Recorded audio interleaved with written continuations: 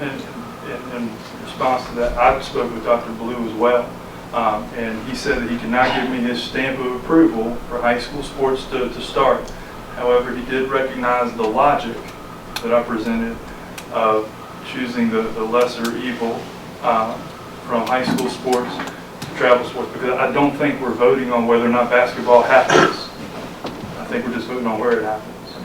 Well, the travel sports bother me also, okay? I mean, but we have no control of that. That's right. Except for now. Right, but even now, if we play ball, I mean, if they go to travel sports, because one of the people who's in the travel team had COVID, they give it to a girl who works in my office's daughter, then everybody has to quarantine. I mean, and she got really, really sick over this, so I worry about the travel, but like I said, we have no control of that. And even if they play, well, I know that if they play in regular sports, they also can play travel sports too. Correct. However, I've made an agreement with my coaches. The coaches of the travel teams in this area are the same coaches that we have on staff for the most part. They might not be in the same professional capacity, but they are officially on staff. I have a gentleman's agreement, which I think goes pretty far in Alleghany County, that if we get a season 1, they will not resume travel ball.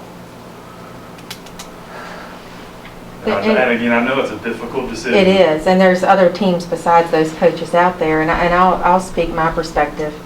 You know, if I was voting my heart tonight, I would say yes, let them play. But this isn't about my personal opinion or what I want. This is about evidence.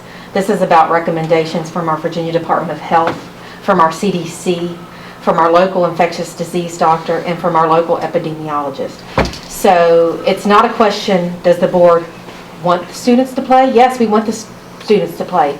It's when is it safe for them to play? And it's a big ask, and that's what we need everybody to understand. That you all are asking us to go against science. You're asking us to go against the CDC recommendations, against the VDH recommendations, against the local epidemiologist and our local infectious disease doctor, might I add, who has donated countless hours to Mountaineer Athletics. And that's a big undertaking, and that's a big responsibility. We can't control travel ball, but we can control keeping our students, our teachers safe. We have a responsibility not to just those 150 or 300 athletes, but we have a responsibility to every single student. And you know, I was looking at the school board member code of ethics from the VSBA today, and it has things that we all agree to every single year.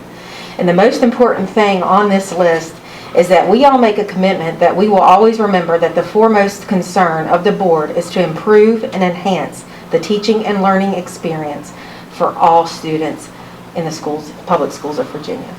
We have got to get our students back in schools. We're closing down another school again tomorrow. By the time it goes, the better. And I mean, we have to get our students back in schools. We've got to do that safely. We have to. And I just, you know, do you go with your heart or do you go with research, evidence, subject matter experts that do this for a living, and evidence-based practice? And that's where I am as a board member, and that's where my responsibility lies. Do I care for my students? That should never be questioned. I do care for my students, absolutely. Do I want them to play? Absolutely, but when it's safe.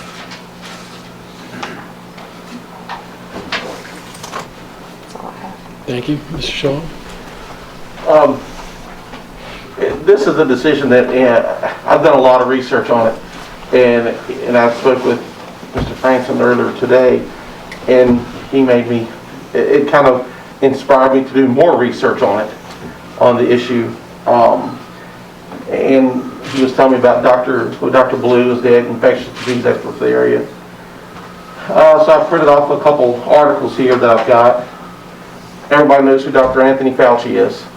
Infectious disease expert believes that the default position should be to have schools open. The default position should be to try as best as possible within reason to keep the children in school, to get them back to school. Fauci said last month, if you look at the data, the spread among children and from children is not really big at all. And I've got another article where he's specifically speaking about school sports. Athletic Conference can move forward with its plan for an abbreviated fall high school sports season as long as as proper health guidelines are established, including mask wearing, social distancing, and good hygiene. And so I read that 70, I don't know who prepared the 70-page document. I read it. Me too. And Me too. that's a lot of dry reading, but I mean, and a lot of hard work went into that. Lisa and Corey Bowles for the big drives. Wow, wow. I would definitely like to be making the decision tonight also in reference to the schools opening one way or another, but I think this is first, is what we've got on the agenda. But I mean, you've got one infectious disease expert saying this, and then a local infectious disease expert saying that. Dr. Fauci is the man, that's what they say. I kind of agree with Dr. Fauci, but that's just my take on it. Any other board member comments? Yeah, I'd just like to, I know the rest of you board members, you got that letter from Oliver and Lane. In one of the last paragraphs, it says long-term school closures as a mitigation strategy for COVID-19 transmission may cause inadvertent harm to children. For example, children who do not have in-person instruction may suffer learning loss with long-term effects, mental health issues, or a potential regression in social skills.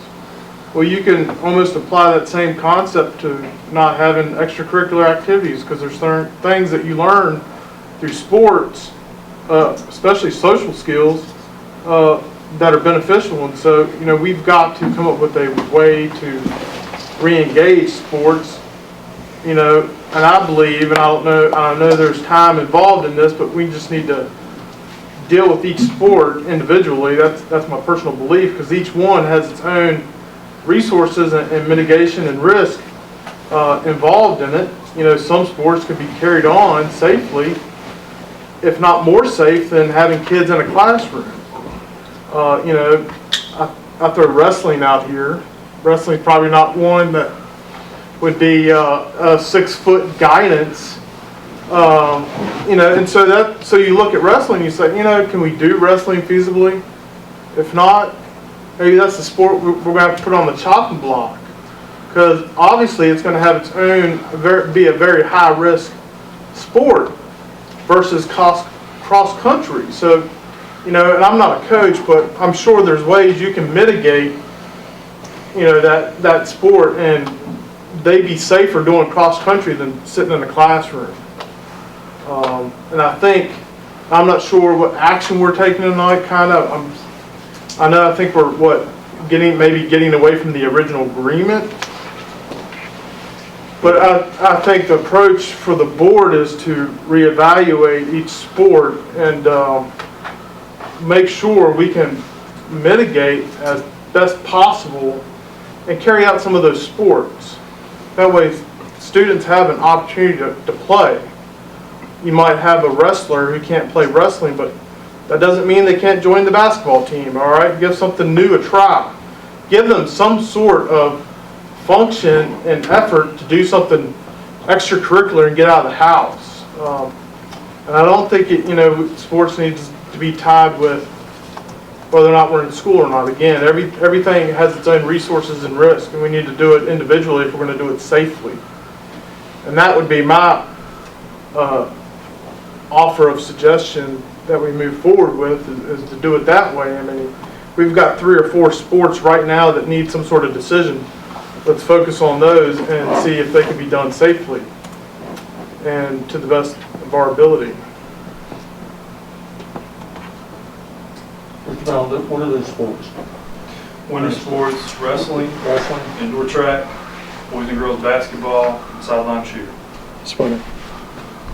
And in response to what you said, those higher risk sports do have more mitigation plans with them.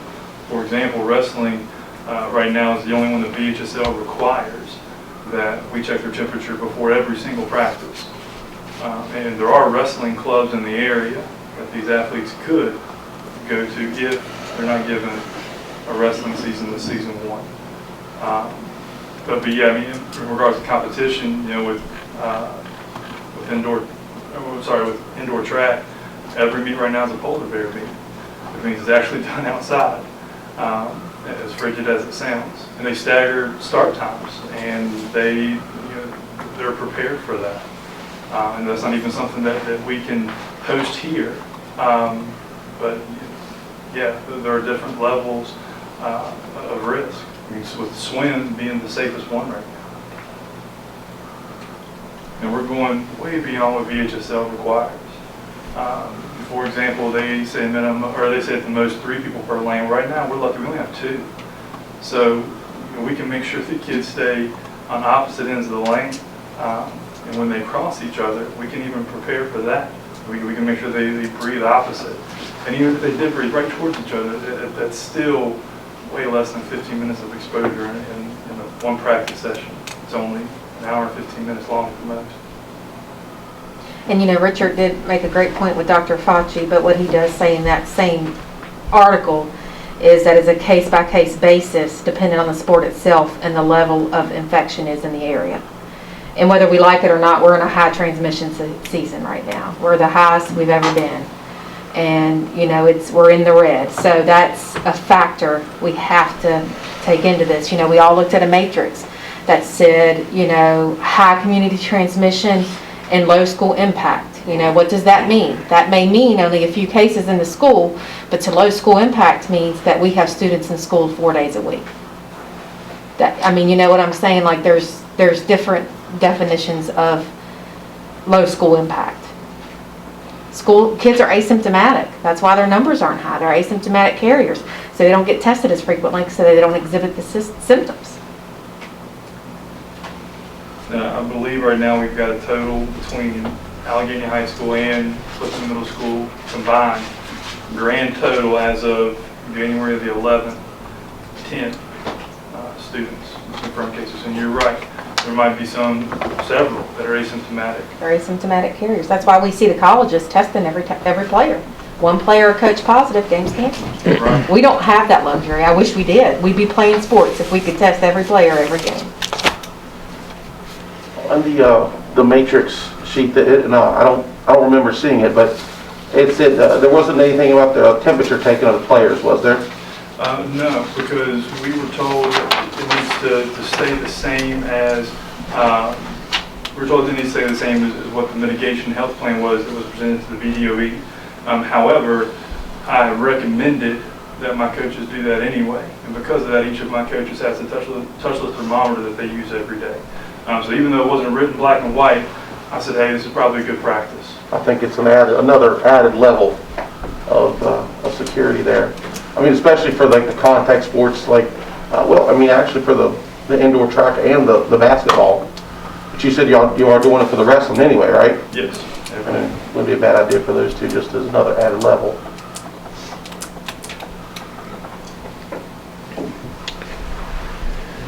Any other board member comments? One thing I worry about with going back to sports is that if we do get cases from it, that it could delay our children getting back in school more full time. And in my opinion, that's the number one priority, is to get kids back in, especially some of these young kids that cannot do virtual. I mean, first and second and third graders, and those are somewhat the most important years of learning. I mean, that's when you want to learn your fundamentals. And plus, too, there's a lot of kids out there that have no structure in their lives, unfortunately, due to very bad home conditions. And it's very important that we get them around as much as possible. Around teachers and around coaches, I agree. This guy. And I think we're going to talk about that a couple items down as our plan to get kids back into school. Jacob, I do think we need to recognize the hard work your team's put into this and the coaches. Regardless of the vote tonight, you all have done an incredible job. And nobody's ever questioned that. Nobody's ever questioned your plan. It's in line, direct line, other than the community transmission portion that is on the table with the VHSLs. You know, if you look at them and compare them side by side, nobody's ever questioned that. Nobody has disregarded the work that you've done, that the students done, that the planning you've taken place. Nobody is arguing that at all. And I thank you for your hard work that you've done and that you've put into it. I know it's taken a lot of time and extra hours and a lot of attention to detail and focus. So I thank you all for that. Thank you. Part of a And your great team. coaches. In regards to this decision, my coaches, my players, my parents are prepared to respect your decision because we all understand that it's not our decision. It's not our liability. It's a hard moral decision that doesn't have a right answer. So we do not envy you in your position, and we respect the decision that you make tonight. Nobody questioned Joel's heart. Okay? So you're caring for the kids. You know, I know it comes from your heart. I know you care for the kids. But we have to look at, so we have to look at all these kids and all the staff. And, you know,